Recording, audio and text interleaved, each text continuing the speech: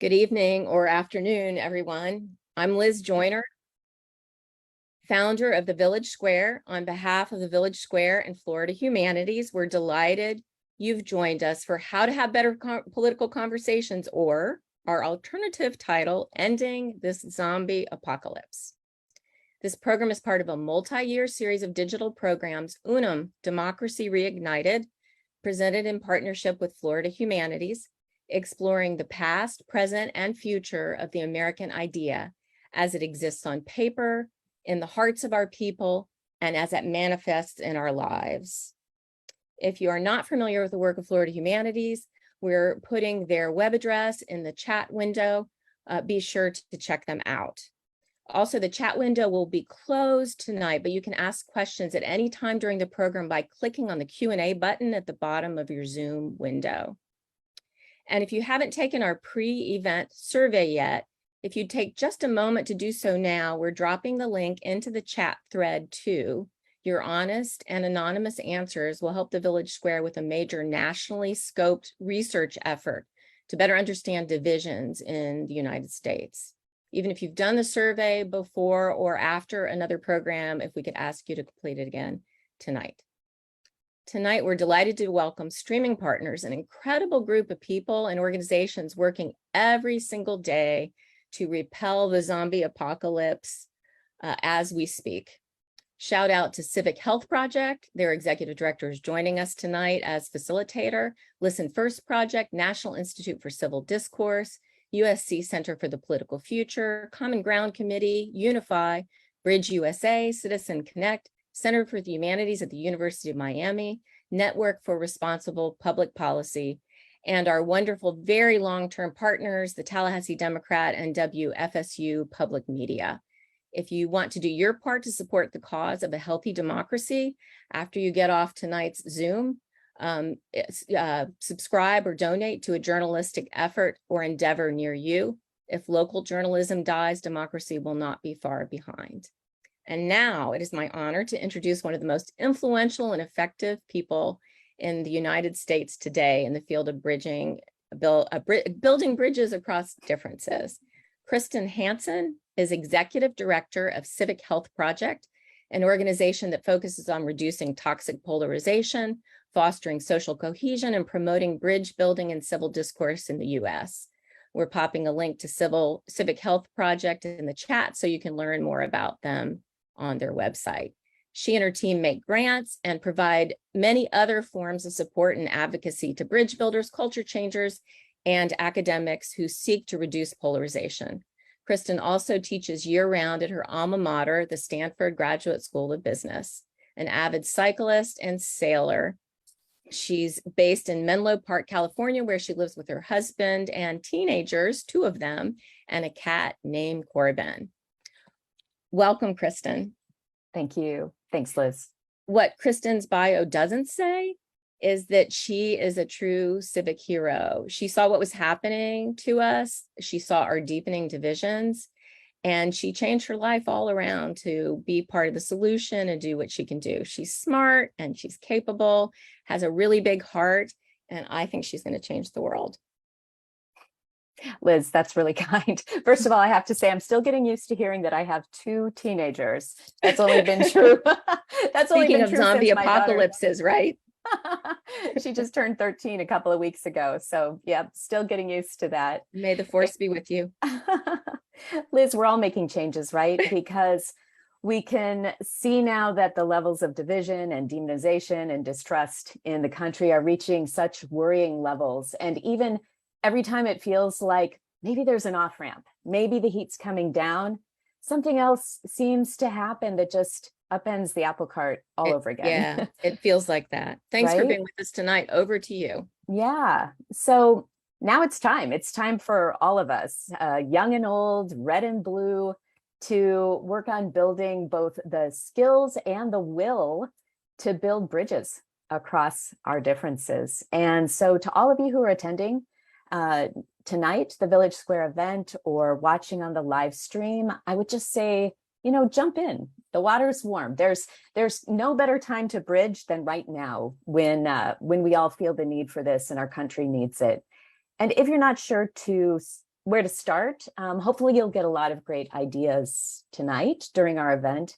And right off the bat, I want to recommend that you do check out the website of one of our streaming partners tonight, Listen First Project, or download the white paper from our website at Civic Health Project, or just get more deeply involved with organizations like the Village Square or Florida Humanities, or go on Citizen Connect to see who might be in your own backyard. Just start somewhere.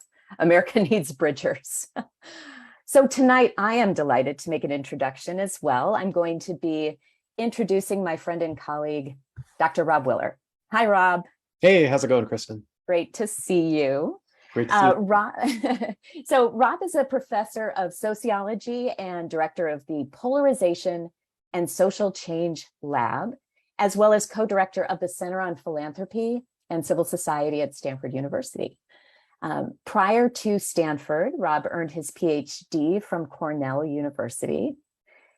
His current teaching and research focus on the social forces that either bring people together or divide them further, and more broadly on the social and psychological forces that shape Americans' political attitudes. And we're going to hear a lot more about this tonight.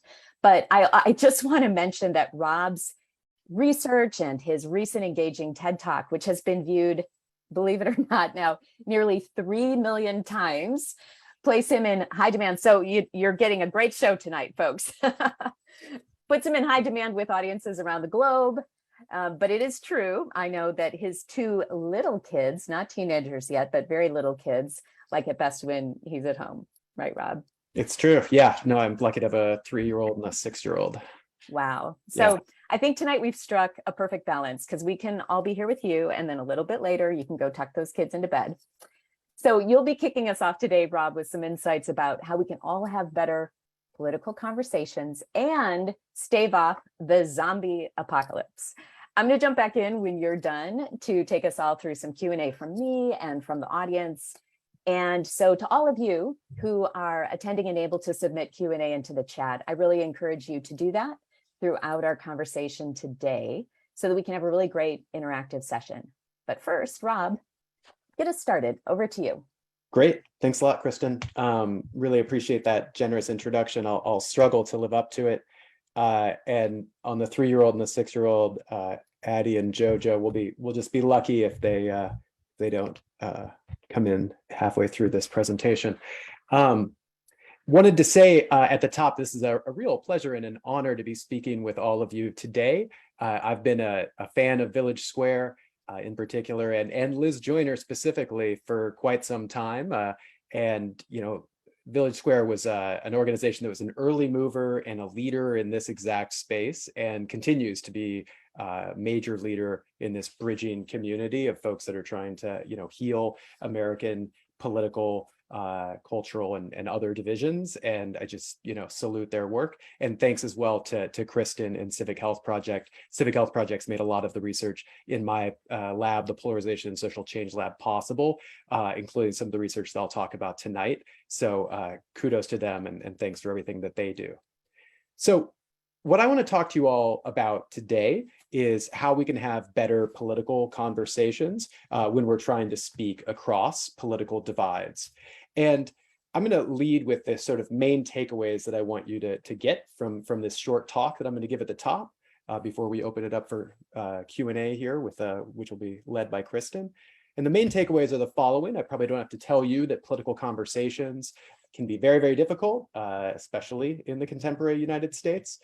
In addition, there are thankfully several evidence-based techniques that can be used to make these conversations better, more effective, and even occasionally places where persuasion can happen. And there are 3 techniques that I'm going to take from the social and behavioral science literature. They include active listening, story sharing or perspective sharing, and moral reframing. And so my goal here is that coming out of this talk, you'll have these 3 tools and some sense of, you know, what I mean by them and what's been studied with them. And then you'll be able to deploy them yourself in future conversations that you have. And I'm going to probably go in the most detail on moral reframing because it's the one I've studied the most myself. But I'm going to hopefully give you enough on each of these to have a good understanding of each one. So before we do that, I do want to set the stage of where we're at with polarization in this country. And I often am asked as a social scientist who studies American politics, is it really as bad as it seems? And sadly, it is quite bad. Like the more data you consume on polarization, the more concerned you get about polarization in this country. People wonder, are people disagreeing more in this country than they used to? It seems like it. I would say that they are, especially the more politically knowledgeable Americans are further apart on issues than they were in the past. And then our elected representatives, for a number of reasons, disagree more than they have in a century at least. It's also the case that our issue disagreements are lining up more and more with our party identities than they ever did before. So if you're young enough, you probably don't know, but there used to be such a thing as a liberal Republican, or at least a moderate Republican. There used to be such a thing as a conservative, or at least a moderate Democrat. There's very few moderate Republicans and Democrats that we're electing these days, and then just really no crossover in terms of the ideology of our elected representatives in the two parties. And the vanishing of the middle amongst our elected representatives has meant that these two parties really serve as distinct social identities with distinct political and moral worldviews. People sign up for a team, the team looks really different from the other team, and that breeds further animosity. And so that alignment of ideology and issue positions with party is thought to be a major reason why polarization has become so toxic in so many ways in the contemporary US. This is even felt at the level of our brain's activation patterns. So in research that was conducted by my lab in collaboration with Jamil Zaki's social neuroscience lab here at Stanford, we found that liberals and conservatives actually exhibit different activation patterns when in their brains, when we're using fMRI to image their brains, actually show different activation patterns when viewing the exact same political content. So if you had this sense that it seems like liberals and conservatives, Democrats and Republicans are drawing different conclusions, even when they see the exact same information, this would be some confirmation and explanation for why that would be the case. It's also the case that Americans are increasingly sorting into different parts of the country, the coasts versus the middle of the country and the southern parts of the country, urban versus rural settings, based on their political ideology and their party identity. And this is a phenomenon that's been called the big sort. What's been talked about a little bit less is that Democrats and Republicans, liberals and conservatives are also sorting into different professions. The result is that the social network that you have in your everyday interactions that comes from where you live, what you do for a living, that used to be a source of cross-cutting connections. You would meet someone of a different party identity from yourself or a different political ideology, and it would lead you to update your sense of what they are like with a real person that you maybe like. Maybe it's a friend, maybe it's a close family member. And we're getting fewer and fewer of those kind of cross-cutting ties that humanize our perception of the other side, and also maybe make our perception of the other side more accurate, because partisan stereotypes have gotten very, very inaccurate in the United States.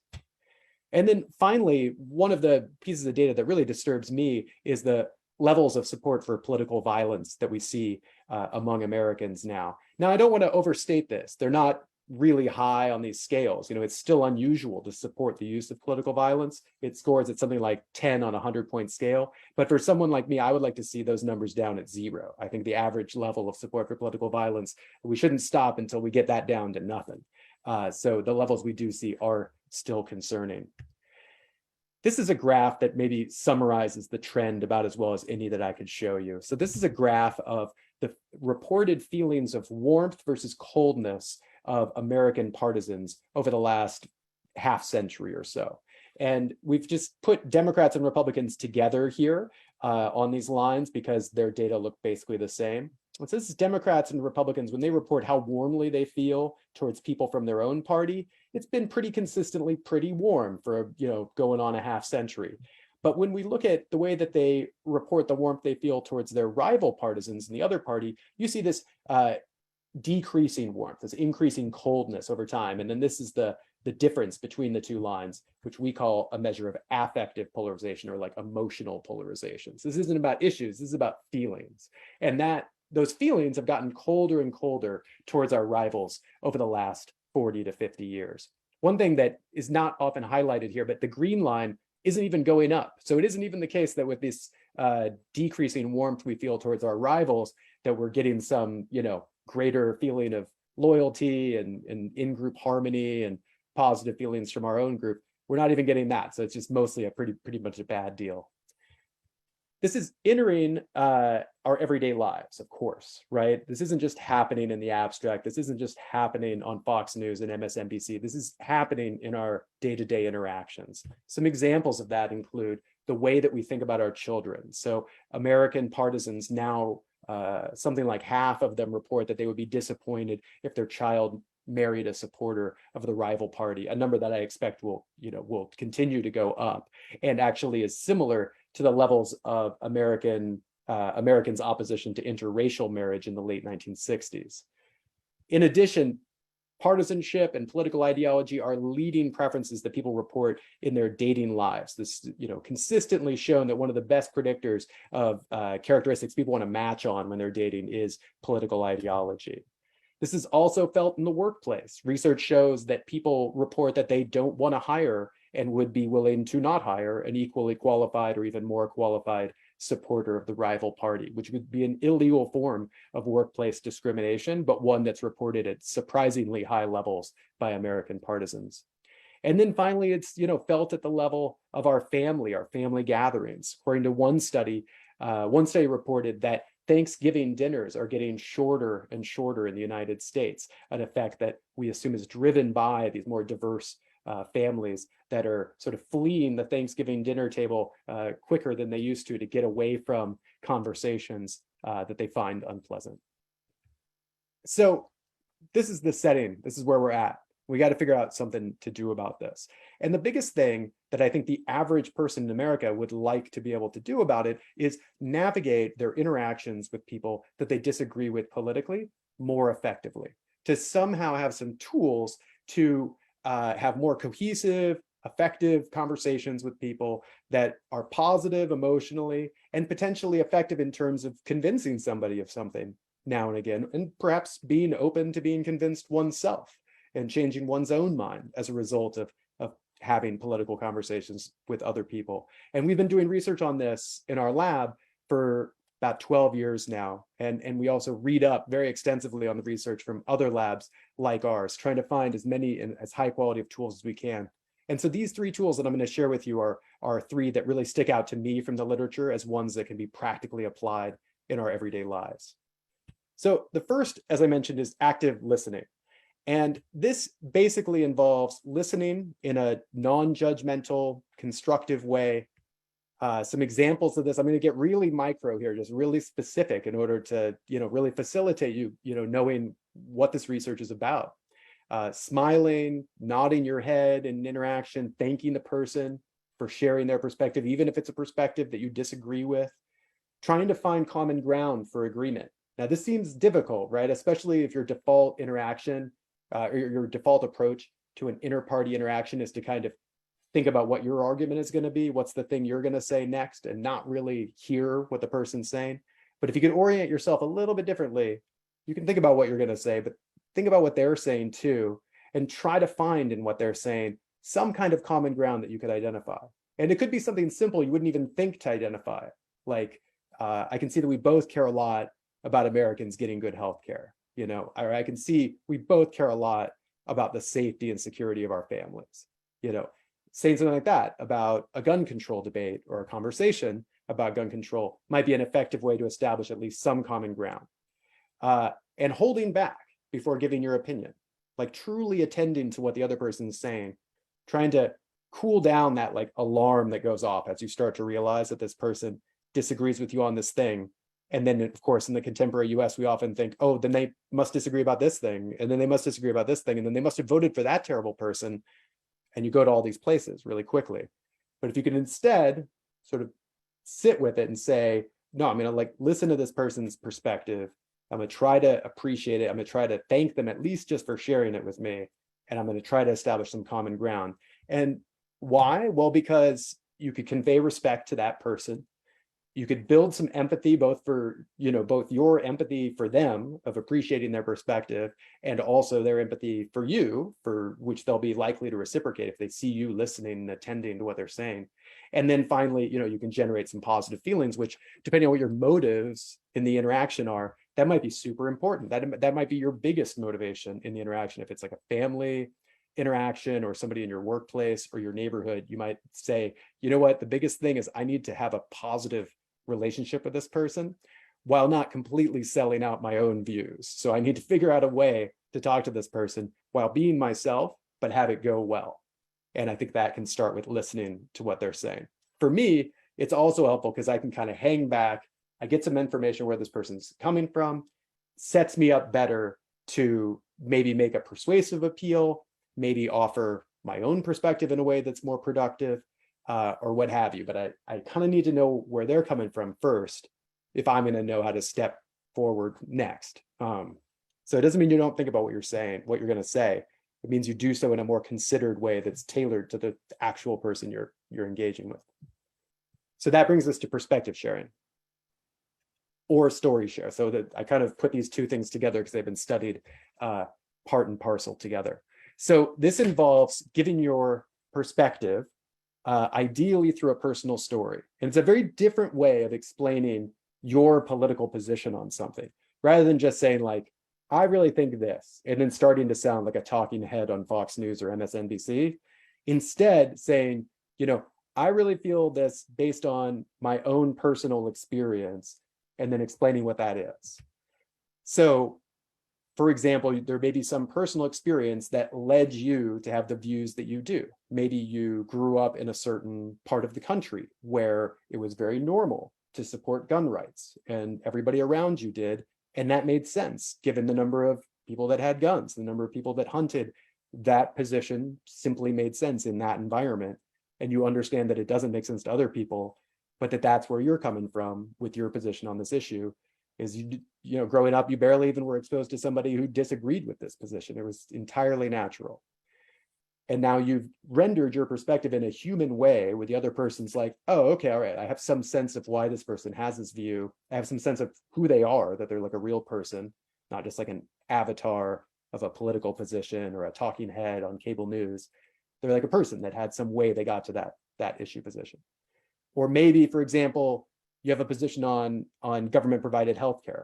Like for me, my position on government provided healthcare is informed by my experience with one of my brothers who really needs that healthcare, and he also needs it to be more accessible in order to really get it. And that informs the way I think. When I'm thinking about healthcare, the reason my blood pressure goes up is because I'm thinking about him, And if I explain that to somebody, they'll say, oh, okay, that's like a human experience. I also have a sibling with health troubles. And then so I can relate to and maybe financial problems as well, who needs support. And we also worry about them. I don't go to the same place as Rob does about, the policy positions that he supports. I go to a different place based on that similar experience, but we're at least connected, right? Like we're talking about the problems that everyday folks can have with managing healthcare bills. Now we're having a conversation where we're connected. So the idea of perspective sharing is that you're going to build empathy and understanding and respect. You also can find that it's a persuasive approach as well. So I advertise it here mostly as a way to have a more positive and human interaction. Listen to the person, then you tell them what you're about, by sharing something about yourself. The true story of how you came to a position, or a true story of why a position matters deeply to you. But it also has been shown to be a persuasive approach. So research on deep canvassing shows that perspective sharing is maybe the most vital element of this most effective approach to door-to-door persuasion. So I should tell you what deep canvassing is. So this is a technique of door-to-door, conversations around political issues that canvassers, many canvassers use, that involves asking somebody about where they're coming from on an issue, and then relating to them a story that might be your own story, like the canvasser's own experience, or it could be the experience of somebody the canvasser knows or knows of, a story which then explains their position on an issue. So for example, if a door-to-door canvasser is canvassing to to promote a policy at the state level to protect the rights of trans people in the workplace, protect them from workplace discrimination, let's say, then they might tell the story of a friend of theirs who was trans, who was fired from their job or needed some sort of protections that they didn't get, or feared for their safety or something like that. And by offering that perspective, somebody on the other side who maybe has never met a trans person before, or at least that they know of, and can't really relate to this position, and maybe had a very different view on this policy issue, will say, oh, okay, I'm starting to relate to this. Like I now see the human aspect of this policy. And all these policies are built on, on human experience at some level, but we don't necessarily have access to it. We haven't heard the story of someone who would be helped by a policy. And so that's why this is considered a really effective canvassing technique, is because it brings the humanity to a policy position. Doesn't necessarily convince somebody, but it tends to be more effective than really just about any other persuasive approach that's out there. It's interestingly, deep canvassing, which involves active listening and perspective sharing, has also been shown to improve the attitudes of the canvassers themselves towards their rival partisans.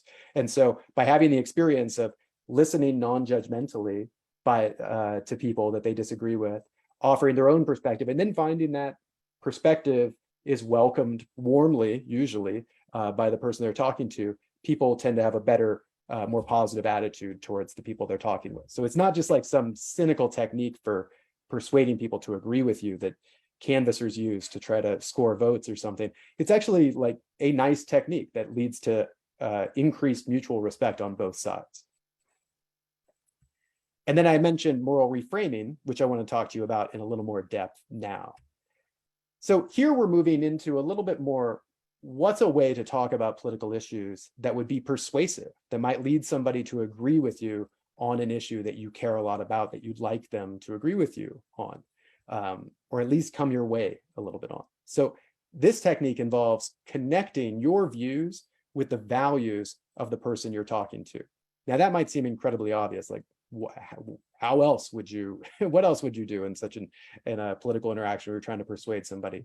But interestingly, it's not really the default way that people approach political conversations or political persuasion opportunities. Usually people go to articulate their own reasons for their positions, the ways in which their views are rooted in their own values.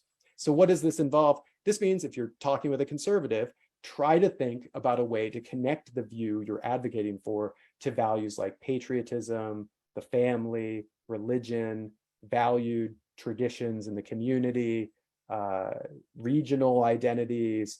Like try to connect to something that a conservative would uniquely care about. Likewise, if you're trying to persuade a liberal, try to think about how your position might be related to equality, social justice, the protection of vulnerable groups or groups that have been traditionally disadvantaged in society. That's the sort of thing that would resonate with a liberal, or resonate more with a liberal or a progressive.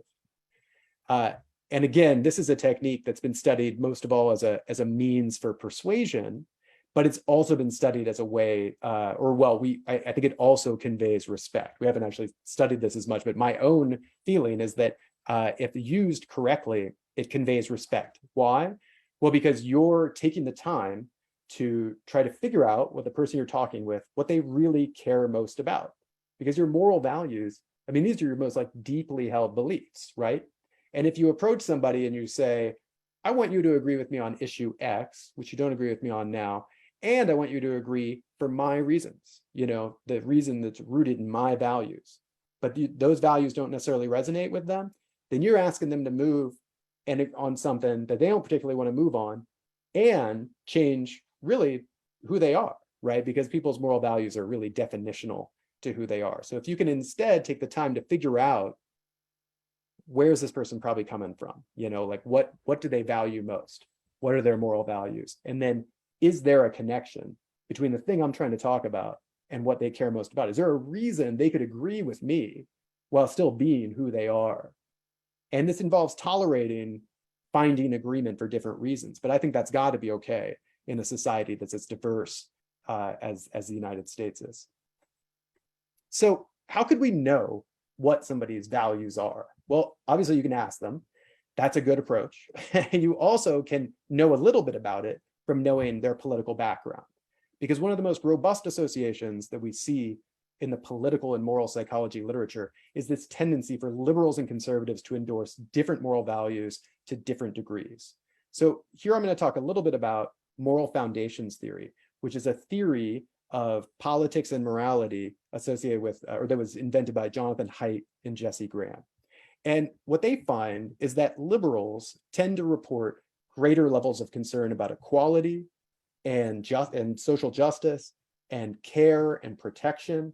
They bring those kinds of concerns more to their moral reasoning about issues than conservatives do. Not that conservatives don't consider these things, they do, but liberals consider them a lot. Conservatives, meanwhile, think about moral considerations that liberals don't think about very much, like group loyalty, patriotism, respect for authority, religious purity and sanctity, purity and religious sanctity. That one is one of the most polarized of all the moral values in this theory. It's purity and sanctity, which liberals really don't tend to use very much, but conservatives use to some extent. And you can see right away that these categories of moral values may look familiar. And you can also see right away how we're in trouble, because if our political divide sits on top of a deeper moral divide in terms of our most deeply held beliefs, then it's going to be tough for us to be able to find consensus on issues. And in fact, we're going to have to be really smart about finding ways to broker agreement across moral differences, which is something that people do not naturally do. In fact, there's something called moral empathy gaps, which we've talked about in research from my lab, which is basically the tendency for when you're in a moral worldview to connect very strongly with other people that share that worldview, but to really struggle to understand and attend to other moral worldviews. Because people, when they have moral values, they really think they're the right ones. You know, they understand other people have different ones, but they think that theirs are the right ones and that the other people ought to change to agree with them. There's a sort of factuality to moral values. You think they're true and right, and you judge people for violating them. So if we know this, if we know something about liberals and conservatives' most deeply held values, that means we should be able to make more persuasive appeals in light of this knowledge, right? And that's what we've been studying in my lab, among other things, for many years. So I'll give you one example, or I'll give you a few examples here. So many years ago, we conducted a study before same-sex marriage was the law of the land in the United States, but when it was a highly divisive political issue. And what we were interested in is whether a statement that advocated for same-sex marriage, in terms of these more conservative moral values might be more persuasive to conservatives than one that was in terms of more liberal moral values. So we recruited a sample of participants on the internet to do an online poll. And before they did the poll on their views on gay rights and same-sex marriage, we randomly assigned them to read one of two persuasive appeals. One of them had typical arguments in favor of same-sex marriage, ones that you're probably familiar with that invoke values like equality and justice. And so here are some excerpts from that essay. It said things like, gay couples deserve the right to get married. The law requires that all citizens be treated equally and have the same opportunity to pursue happiness. Legalizing same-sex marriage is the only fair course of action in a country founded on the principle of equality. So we compared the effect of this essay to a very different essay that made a sort of patriotism and group loyalty argument in support of same-sex marriage. It said things like, same-sex couples are proud and patriotic Americans. They share the same basic hopes and desires as all Americans. Like other proud Americans, gay couples peacefully build lives together, buy homes, and contribute to the American economy and society. And so here we're trying to embed same-sex marriage in a more conservative moral worldview and show how that could make sense. And the results were consistent with our predictions. So we found moderates and liberals not particularly affected by this, by which message they saw, but conservatives were significantly affected by it. They reported greater support for same-sex marriage if they had heard this patriotism and loyalty argument than if they had heard the equality argument. So we were like, okay, this is some good initial evidence for this, but let's see if it's robust. And we did lots of studies. So, well, I guess I already said the same-sex marriage study. We did arguments. We tested arguments for national health insurance in terms of religious purity and sanctity. We also tested arguments in support of environmental protection in terms of the value of purity. In each of these cases, we found that these reframed arguments were more effective in persuading conservatives. And we've tested it the other way as well, of course, where we've made arguments that were designed to fit with liberals' moral worldviews on issues like having high levels of military spending or making English the official language of the United States, made arguments for those in terms of equality rather than group loyalty, patriotism, respect for authority, these more traditional arguments. The argument for military spending in particular was really interesting. There, we made an argument that the military is an institution that plays a critical role in upward social mobility for people from poor, disadvantaged, working class backgrounds, offering them an opportunity to save money, to go to college or start a small business. We also talked about how the military was one of the first major institutions in the US to racially integrate, and that it is still a place where people can achieve on a more or less level playing field, where they're judged based on their actions, not their social background. And you hear that sort of an argument. If you're a liberal, you start to say, oh, wow, okay, there are aspects of the military that really appeal to my values. Supporting high levels of spending for the military makes more sense to me now. So one thing that people often say, as I think I alluded to before, is that this seems very, very obvious. Obviously, if you're going to make a persuasive appeal, you ought to be thinking about, what does this person care about? In the same way that if you were going to sell a car to somebody, you would talk to them about the value of the car. You wouldn't talk to them about how excited you were about getting their money and all the cool things you're going to spend it on. Like, it seems very obvious that a persuasive appeal is going to go better if you get out of your own head and into somebody else's head. But having said that, it's not necessarily what we do. It is an idea that has deep roots, though, in Western philosophy. For example, I stumbled across this quote from Blaise Pascal in Pensees in the 17th century, so almost half a millennium ago. He said, "It is necessary to have regard for the person whom we wish to persuade, what principles he acknowledges, and then observe in the thing in question what affinity it has with the acknowledged principles," which is just a much more elegant and fancy way to say what I've taken like 15 minutes to say here. But, and I have to say, this is definitely the plight of the social scientist. You think you have a new idea, and then it turns out that a French guy with terrific hair had that idea himself hundreds of years ago.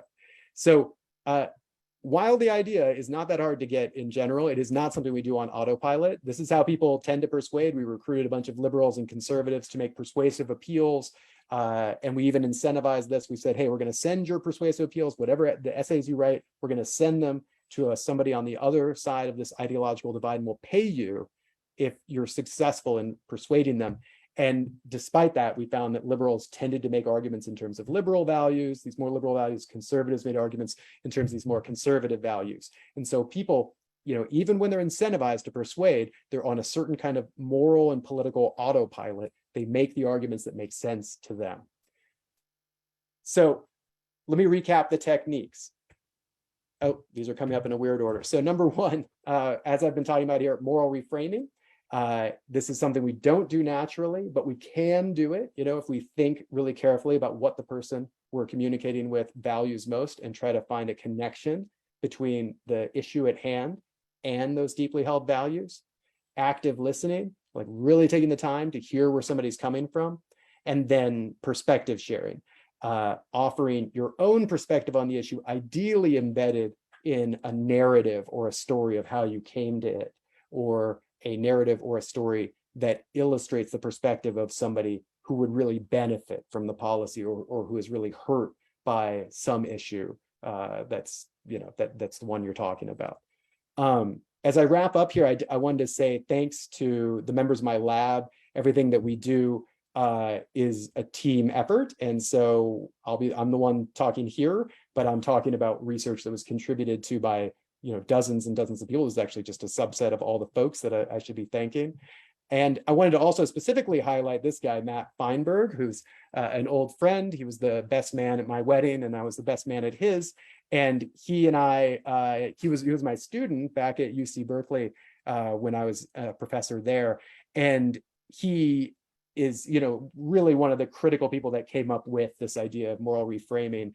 And, I think that Matt and I had really similar experiences coming of age in states where we were both liberal, growing up in like red states at the time. He grew up in Nevada in the 90s, and I grew up in South Carolina and Kansas in the 80s and the 90s. And, when we would try to make these persuasive appeals that reflected this technique of moral reframing, we would reflect back on all of these political debates and conversations that we had had in high school and junior high that were really ineffective and went nowhere, where we really did not, know to do this technique. And we would go back to them and sort of think, what could we have done differently? And how could we have approached these interactions differently with these people, that we really liked, that just had different political stripes from us, owing in part to their cultural background. And the thing that we kept saying to ourselves as we would try to construct these persuasive appeals was empathy and respect.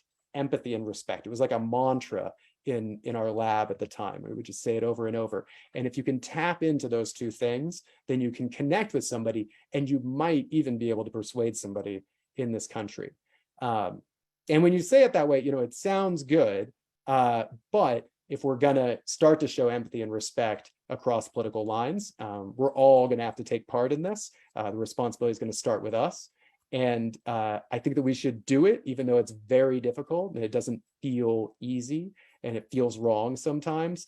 But I think we should do it because all the hate and the contempt that we are showing one another in this country that flows through us, it makes us ugly and it corrupts us. And I think it really threatens the fabric of our society, and we have to try to find a way to rise above it and defeat it, because it's a terrible force.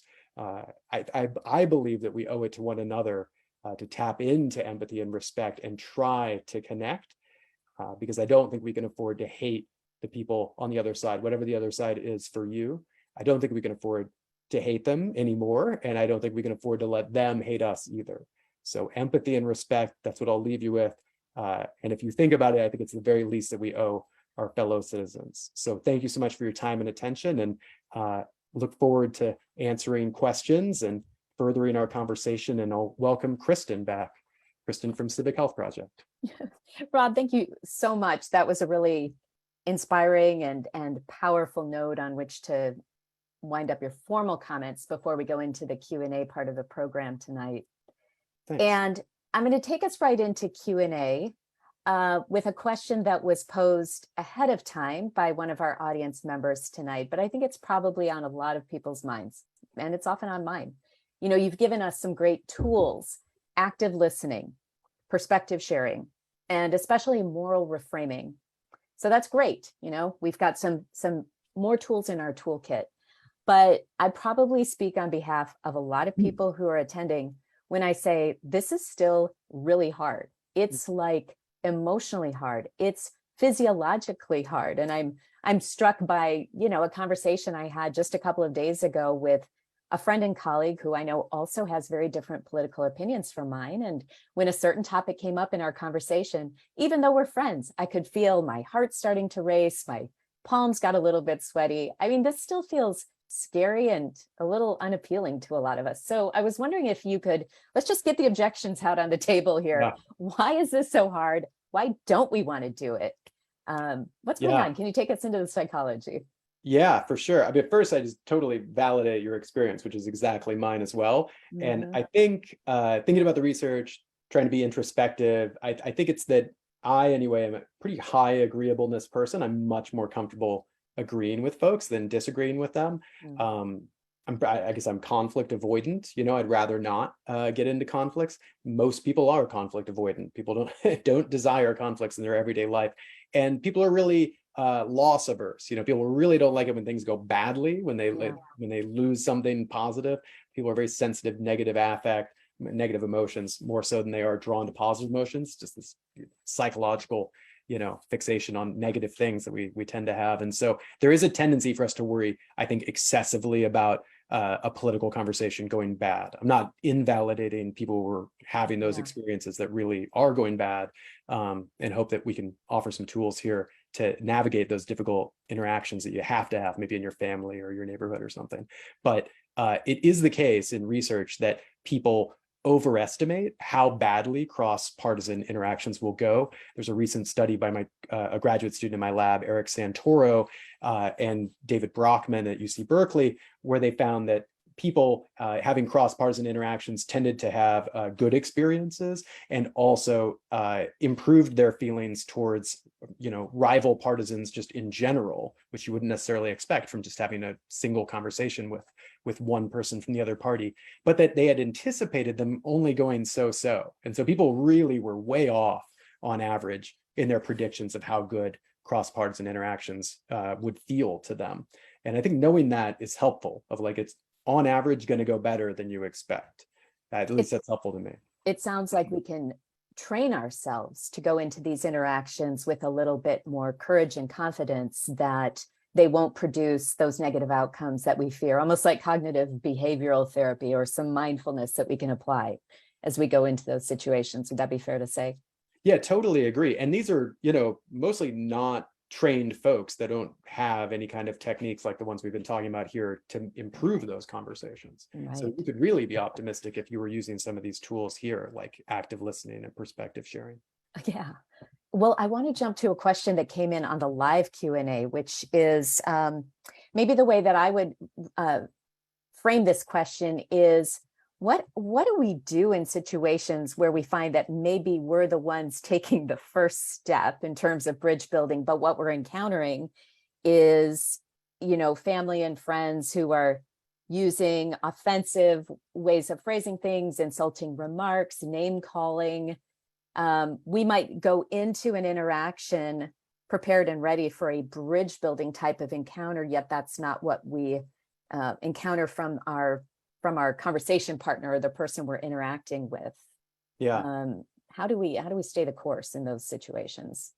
Well, I don't think the techniques can fix everything, and I think some people have toxic personalities in general, or toxic approaches to politics that are not something you can strategically get around. And I don't think you owe it to the country, to endure abusive interactions or dehumanizing interactions.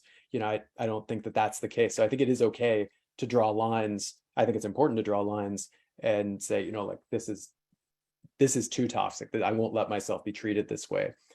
So I think it's important to reach out, and it's important to try to build bridges, but it's also important to have lines and stick to them, like standards of, conduct that you think you're deserving of, because you are. Conduct and self-care. We all have our limits, right? Yeah, and for some people, there's so much on the line, like they have an identity membership that is politicized, and for them, these conversations, they're felt so much more deeply, and it's just much more difficult. And I think, especially if one has a political position about an identity that the person that you're talking to has, like, it's important to really try to be respectful, because it has huge stakes for that person. Yeah, it's really interesting, Rob. I take on board what you say about how it may be challenging and there may be limits in that interaction. And at the same time, I know that I personally have tried to cultivate a mindset of generosity or giving grace in encountering those less bridging or more toxic types of behaviors. Even if I'm feeling a little threatened or my own identity coming under attack, because I think I have come to recognize that all of us maybe are, or at least those of us who are on this event tonight are trying to learn how to come out of a defensive crouch, a protective position, but that can take some time. We can all be a little clumsy in doing it. And so even while protecting ourselves as we need to in those interactions, if we can recognize that, maybe don't give up on people the first time around, but just try to muster the courage or strength to come back a second or a third time, continue the outreach, model the interaction, and see if that toxicity can be softened over time. Yeah, I mean, that also mirrors my experience that a lot of, difficult political conversations I've had, they started with arguments where people, like, because you're not Yeah. going to be at your best all the time, and people move, back and forth really quick, and you're in a fight before you know it, and then you effortfully put it back together and try to cool it down, and you maybe get to a better place because you were really real with the person at the beginning. You now have a pretty raw common emotional experience, and if you can put it back together, it can go to a really good place. Yeah, thanks. Well, like I said, I wanted to get all the kind of fears, risks, and objections out on the table early. And there's another one that maybe isn't as immediately obvious, but somebody asked it in the Q&A, and this is another challenge that I know I've personally reflected on a lot. And sometimes I refer to it as the Bridger's dilemma. And what it is the idea that we're so strongly affiliated with our own political tribes and our own political identities that reaching out across the aisle or across to our political others can feel risky because it seems like we're violating the norms or the sanctity of our own tribe. And we may even be called out for that in extending an olive branch to political outpartisans, we are in some way offending those who we would consider to be in our tribe. So you have any thoughts about that? How to address or mitigate what I've affectionately referred to as the Bridger's dilemma, getting ousted from your own tribe? Yeah. Well, I have a couple thoughts on that. Like one thing that we observe in research is that people are not as much political purists as you might think. People tend to overestimate, even in their own group, how extreme views are on average and how averse people are to reaching out across political lines. That people tend to overestimate how much blowback might await them, from their own in-group. People understand that there are out-group members out there and that you need to try to connect with them, and that your political side will thrive actually with some positive interactions. So anyway, there's research showing people kind of overestimate how purist people are on their own side, maybe in part because social media makes a few examples really prominent, and you can probably think in your own social network of a couple of folks who maybe you have a good reason to think they would be judgmental of you showing some tolerance for someone on the other side, but that is definitely not the generally held view on either side. The other thing I was going to say is we've done this research recently showing that if you give people an essay that highlights how taking the perspective of somebody on the other side can be effective for advancing your own side. It can help you have better interactions. It can help you be more persuasive. Then people tend to do more perspective taking, and they are more persuasive, and they reach out in a way that's more empathetic. And so I think what I would like to see is for us to just kind of have a greater sense of that like taking the perspective of somebody on the other side is not betraying your group. It actually helps your group. And it's obviously a respectful way to engage with somebody on the other side. Right. That's great. And a lot of what you said, I will say, has been validated by my experiences. I personally made a shift from leading more with my partisan identity and values to deciding I was going to lead more with bridging, lead with curiosity and inquiry. And generally the feedback's been pretty good. And when it's not good, there are a couple approaches that have worked pretty well for me. One is more of a statement and one is more of a question. And the statement that I might make to folks is, America definitely needs fighters. It needs people with strong opinions and values and things they're willing to go to the mat for. And America needs bridgers too, people who will hold the social fabric and the relationships and the communities of our country together. And so I think it's the blend of the fighters and the bridgers that puts us at our strongest. So, there might be people on the call with us today who are more naturally inclined to be in the fight and fight for what they believe in, and others who are more inclined to bridge. So just kind of recognizing where you are on that spectrum and where you'd like to land, I think that is a useful thing to reflect on. Oh, and I said sometimes I might respond with a question when I'm challenged on bridging, which is simply this. If we don't bridge, if we don't try to bridge across our extreme differences, what is the alternative? Yeah, yeah. And that can leave people thinking and scratching their heads. I'm going to widen the conversation a bit further, Rob. We've been talking a lot about bridging differences, using some of these techniques like perspective sharing and moral reframing.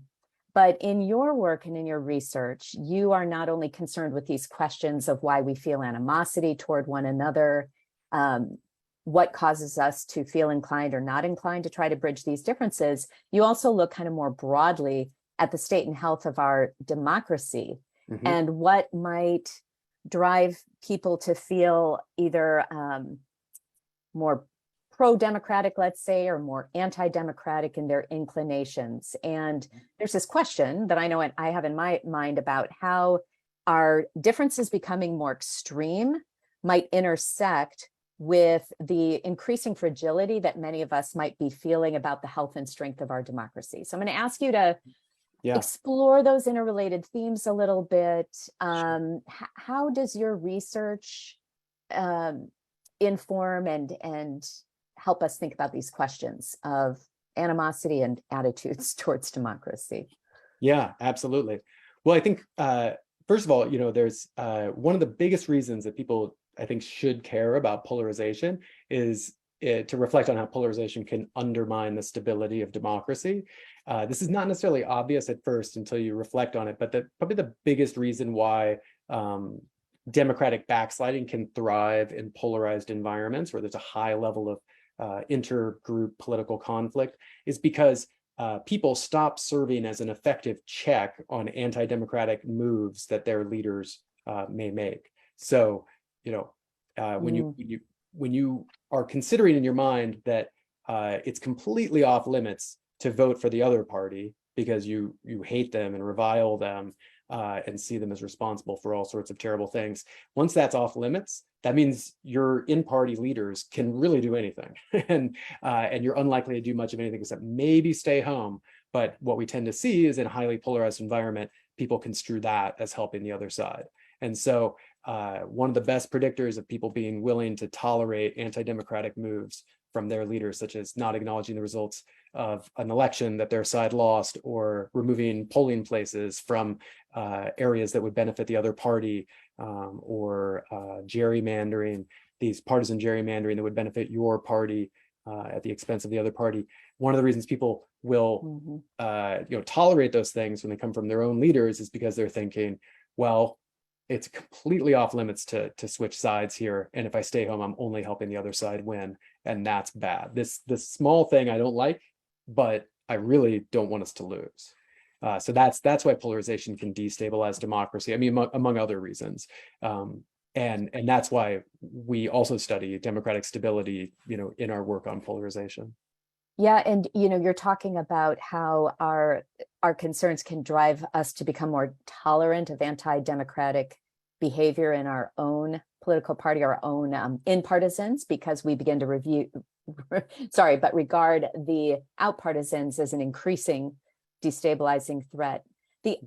So not only does this dynamic seem to cause us to tolerate or embrace anti-democratic behaviors by fellow citizens or politicians, but also, worryingly, political violence. And you alluded to this in your talk. Yeah. It came up as a question in the chat. The basic question asked to us is political violence increasing? So maybe you could comment on what you see as the trends in terms of political violence here in the US, and how that too relates to the dynamic of affective polarization or partisan animosity. Yeah. I mean, there's so much to say here. It's a really interesting topic.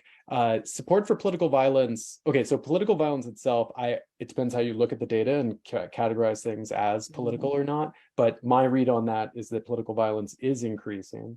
We're a little bit unclear on whether support for political violence is increasing. We know that it polls as being at, I think, to what are to me alarming levels, as I said earlier. Interestingly, people greatly overestimate how much support for political violence there is, especially among people in the rival partisan group. So we have a recent study where we found that people overestimate how much their rival partisans support political violence on the order of like 300-400%. So just massively inaccurate estimates. So people think that the other side is full of people that are willing to report that they're at 50 on a 100-point scale in terms of their levels of support for political violence when they're actually at 10 or something like that. So hugely, massive misperceptions on this. And what I worry a lot about is that those misperceptions can become self-fulfilling because you have these inaccurate partisan stereotypes. You then think you have to reciprocate that sentiment. And consistent with that, we find that if we correct people's misperceptions, they then ratchet down their own support for partisan violence like 40, 50%. And that you can give people even just a few statistics on a single screen in a survey, come back a month later, and they still will report lower support for partisan violence. It's such a strong effect. And what I take from that is that what levels we do observe, while they're not as high as people think they are, they're concerning. And a good chunk of that is reciprocating a misperception that the other side is just seething, dying to be violent. But it only takes a few people to make political violence a huge societal issue. It doesn't have to be something that the majority of folks support. But I do think it gets easier to police political violence in a society if you can coalesce around, anti-violent norms that are supported by the vast majority of the populace. That can only help, and we sort of have that hidden majority. We just don't fully appreciate that we have it. Yeah, well, you're definitely laying out the stakes here, Rob. And, what I'm taking away from what you're saying, and others too, I'm sure, is that, I think I safely speak for most or all people attending, hopefully, that we don't have folks who are inclined to commit political violence who would also not say that they support political violence. But it seems like there's just enough indication that there's interplay between these dynamics of partisan animosity, support for anti-democratic attitudes, support for or tolerance, at least for political violence, that the lever we maybe can all push, it brings us back to partisan animosity and really chipping away at those anxieties, chipping away at those misperceptions that lead us to believe wrongly these extreme notions about our political rivals. I'll borrow the term that you used earlier. And when I think about it that way, it feels very empowering because that is the piece of the puzzle we can all work on. It doesn't matter, again, if we're young or old, red or blue.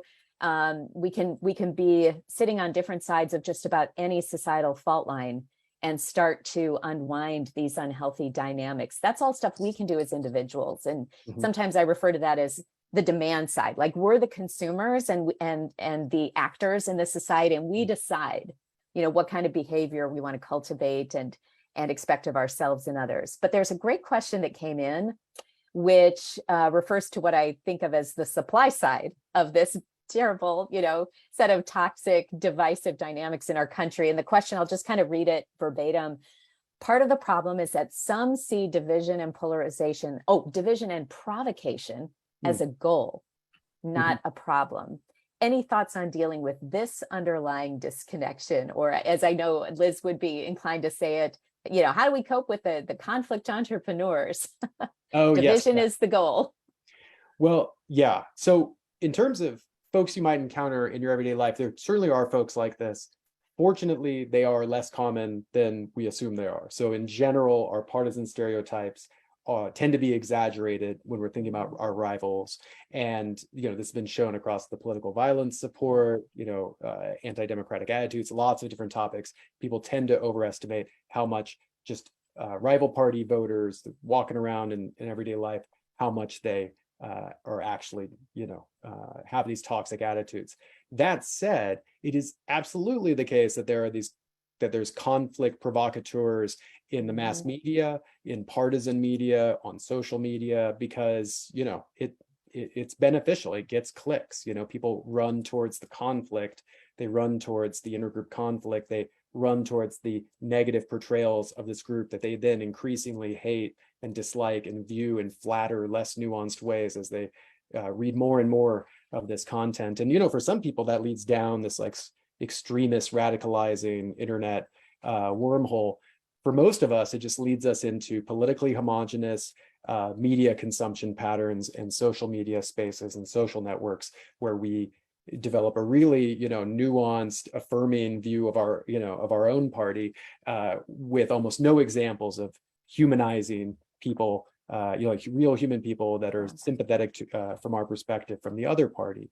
And that it's an unfortunate thing about the structure of media, and it's not really clear how to intervene on it. One thing that we did recently was we tested a whole bunch of ideas for how to strengthen Americans' democratic attitudes and reduce their toxic polarized attitudes exist. We put out a call to really anybody who could submit an idea that we could test in the context of an online survey experiment. And this was, you know about this, Kristin, because you all at Civic Health Project helped us develop this and helped to fund it as well. And we got this huge number of submissions for ideas for how to turn the temperature down, improve Americans' democratic attitudes, submissions from 250 different submitting teams from 17 different countries. We're talking about academics from every conceivable discipline, activists, people from the bridging community, bunch of really great ideas. And we tested 25 of them in a massive experiment.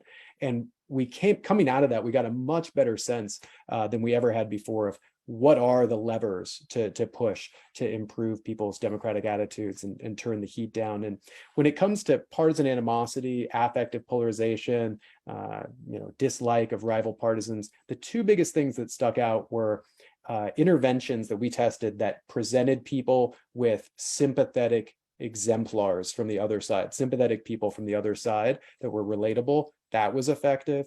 Also, interventions that somehow invoked a common cross-cutting identity, like we're all Americans, for example. That tended to be effective. These were among the things, and also the correcting misperceptions of the views of people on the other side. These three strategies really stuck out.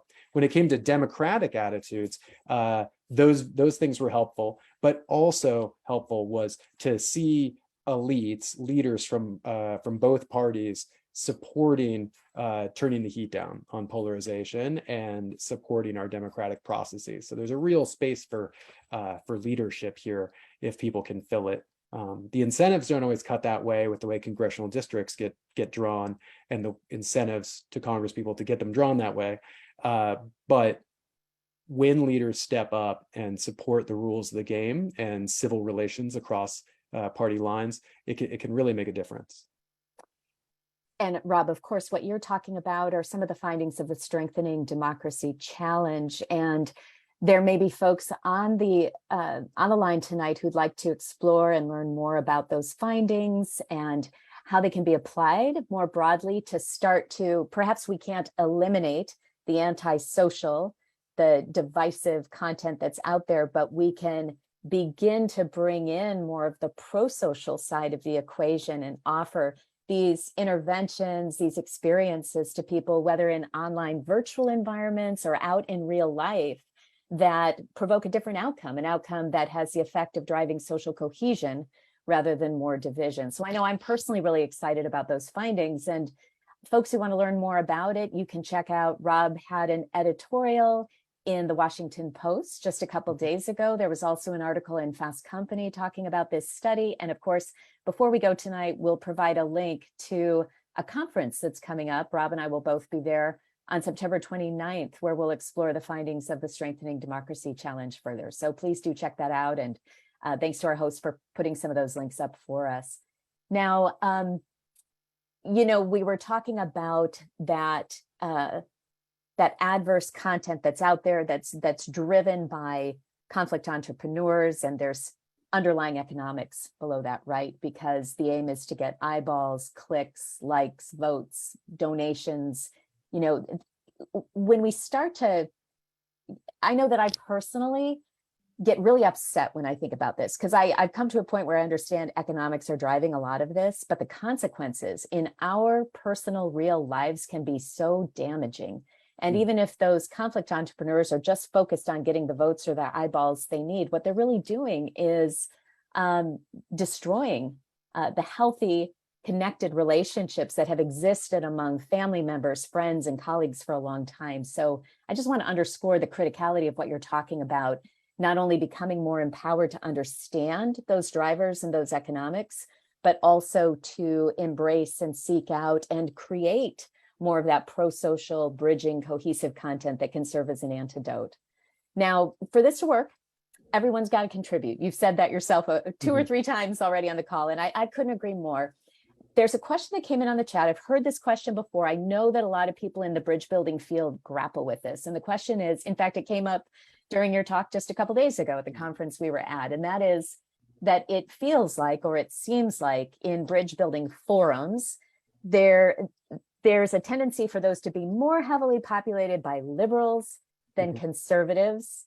Why is that? What would be the underlying dynamic there? What does it take to drive to a more balanced set of environments where bridge building is taking place, if in fact that imbalance exists? Do you have some thoughts about that? I can offer some of my own, but I'd love to hear from I'd be you. interested in yours. There hasn't been systematic research on why this is, though we observe that same, I observe that same pattern, that these bridge building spaces tend to be liberal dominated. My first, well, not necessarily dominated, but majority liberal, I agree.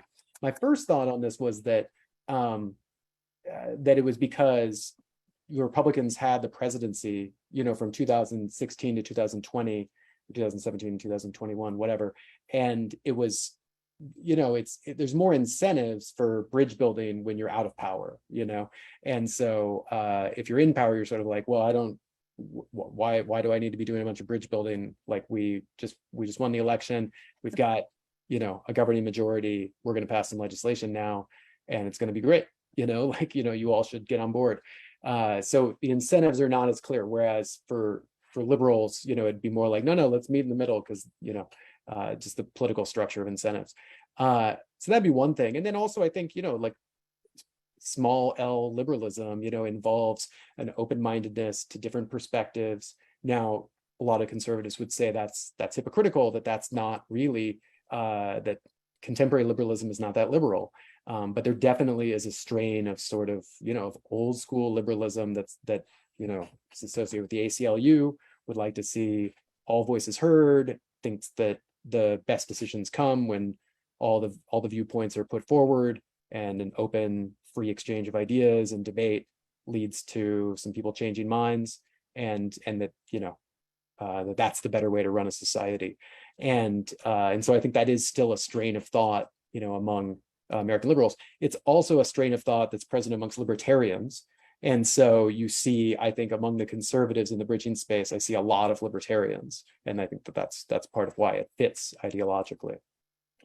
I heard a great quote or comment just earlier today that it made me chuckle, because it was attempting to characterize the dynamic that might exist, or that people who are more conservative in their wiring or moral values might feel when they enter into spaces that are populated or let alone dominated by folks who are more liberal in their thinking. And it was Monica Guzman from Braver Angels. Big shout out to Braver Angels for the work they do in the bridging space. And she was kind of characterizing the classical liberal or progressive point of view entering into these conversations as, I will inform my political other, and if they don't change their mind, they must be stupid, crazy, or evil.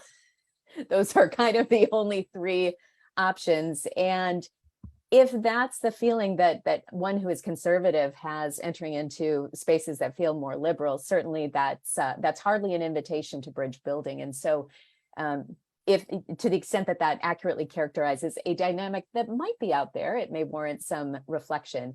I heard another great quote same day, and it was, it's not about welcoming people into spaces. It's about creating spaces where people feel welcomed, where they truly feel welcomed. And how do you create the conditions for that? And I'll tie that to another question that came in from the audience, which is really just where and how do we create spaces, places, and maybe modalities would be a good word to use, modalities where these conversations or interactions across difference can happen, and particularly any thoughts on how different modalities might appeal more to conservatives versus liberals.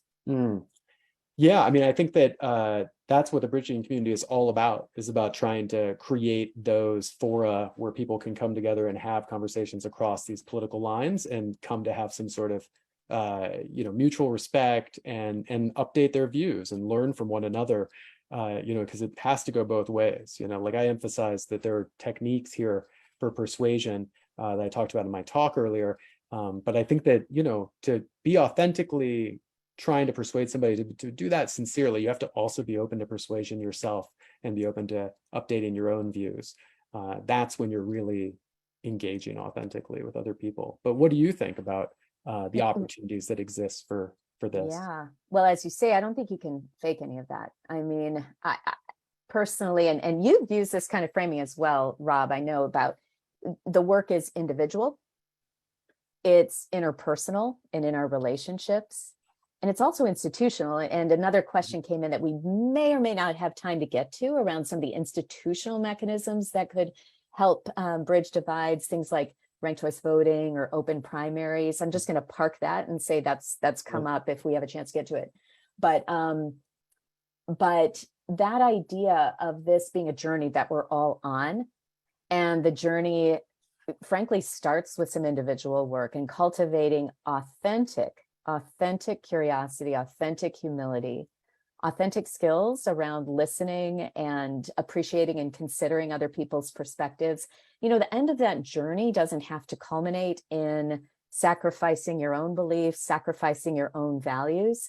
It can culminate actually in a really beautiful place, which is that you further appreciate the humanity and can connect to the humanity of others who hold dramatically different political, social views and values from your own. And that can have a really widening effect on all of our lives, our relationships, and also a widening of possibilities, right? Because if we can overcome a lot of the different barriers we've talked about today, the anxiety, the misperceptions that we hold of one another, the belief that things are going to be worse than they actually are, that the viewpoint held is more extreme than it actually is. If we can just get out of our own way, we can open pathways to these really beautiful connections that open possibility.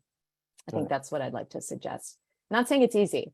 I really do describe this more and more as a practice, like meditation or yoga, both of which I'm horrible at, by the way. But really trying to cultivate bridge building as a practice and just seeking out opportunities to try out these skills with people who are willing to do it with you. Yeah. Maybe just a quick comment or two, Rob, on the institutional part of that, because we've talked a lot about cultivating the individual mindset, then the interpersonal skills and interactions, but a word or two on institutions. What do you see there? Well, I think that institutions can do a lot to promote democratic reforms. I mean, that's one of the biggest things that would help a lot would be, I think, if we could institute some major structural democratic reforms that would kind of fundamentally change the way things work, change incentive systems for politicians. Proportional representation at the state congressional level is something that I think is really compelling. I think that it's not been good that that geography has come to be so associated with voice in Washington because of the Senate, the structure of the Senate, the structure of the Electoral College. I think it's had a distorting effect, and it would be, I mean, personally, I would support even radical measures like abolishing the Senate and reforming the Electoral College. But these sorts of major reforms could change the terrain of the game and make what we're getting back from Washington correspond better to what we want. But I think that ranked choice voting and open primaries, which you mentioned earlier, are also really attractive, in part because I think they offer an opportunity for us to reclaim some power and voice from parties, which I think, even though people feel strongly committed, a lot of Americans, to their parties, not a lot of people that just love the idea of the amount of control that that parties can often have. And so I think that that's another place where we have an opportunity to make the system better for everybody. And we should be trying out some more of these reforms, using the states as laboratories for some of them. I think ranked choice voting in particular is really promising. Great. Yeah, so not to pile on everyone, but in addition to all of our recommended further reading and exploration around bridge building, moral reframing, we also really encourage you to delve into all the information that's out there about some of these structural reforms and the potentially positive impact that they could have on shifting both incentives and norms among our political elites and systems and institutions. And maybe just one organization or site I'll recommend to do at least a scratch the surface look at some of these different policies would be Unite America. So I'd encourage you to check out Unite America. Their slogan is country over party, and a great place to start your journey of learning more about some of these structural reforms. So with that, I know Liz would like to make sure that we close on time. So a couple of things. First of all, Rob, I want to thank you so much, and thank your two kids for being with us this evening for this exploration together of how we have better political conversations and avoid the zombie apocalypse. So thank you for helping us to do that. Absolutely. Yeah, it's been a pleasure and really an honor to talk with all of you. And yeah, thanks for showing up. Yeah, great big audience tonight, terrific questions. And now don't leave us yet, because Liz mentioned at the beginning, and I want to mention it here at the end. Before we close, I really want to ask you to click now on the link that we're putting into the chat window to complete the post-evaluation survey within the last few minutes of our program.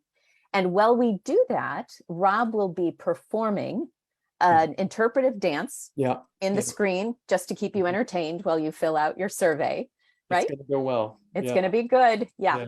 And so please look for that link. It only takes a few minutes. It's extremely important for us to collect your insights and your answers to these questions. So we really appreciate it. And we can only use your data if you've done both the pre and the post evaluation. Okay. We ourselves are involved in a national project to better understand how events and experiences like this one are helping to bring people together across our divides and change our hearts and minds around our political divisions. And the Village Square is leading a pilot using the tool that we're asking you to complete. So on behalf of both Liz and myself, thanks for completing the survey. It's called the Social Cohesion Impact Measure. And as you're doing that, I wanted to just once again provide a quick plug for the conference that's coming up on Thursday, September 29th. It's called Bridging Divides and Strengthening Democracy, From Science to Practice. And it's an opportunity to delve more deeply into the findings of the recently completed Strengthening Democracy Challenge that Rob and his team at the Polarization and Social Change Lab at Stanford and a network of academics connected all across this country came together to work on. And I know there was a question in the chat about whether and where other academics like Shantu Iyengar was referenced and others are working on this issue of partisan animosity, toxic polarization. My short answer to that question that came in is yes. Not only are lots of different labs and centers and researchers working on this problem, but they're working together, which is giving me a lot of hope for our ability to take this country in a healthier direction sooner. Rob, any final words before we close out and let people get on with their evenings? No, it's been a pleasure to be here talking with all of you, and you're all welcome to register for the Strengthening Democracy Challenge conference. The link's here in the chat, and also feel free to check out the website for the Strengthening Democracy Challenge and just learn more about what we did and the results we found. We think it was really fascinating results that we got from taking a whole bunch of ideas from this whole community of people that we could find that were working on these problems, and I feel like we took a big step forward, and we have a real toolbox now for intervening on a lot of these problems. Me too, Rob. Well, with that, on behalf of Florida Humanities, the Village Square, and Civic Health Project, and all of our streaming partners, thank you. We'd like to thank all of you for joining us tonight. That's it. Good night, everyone. Thanks, everybody.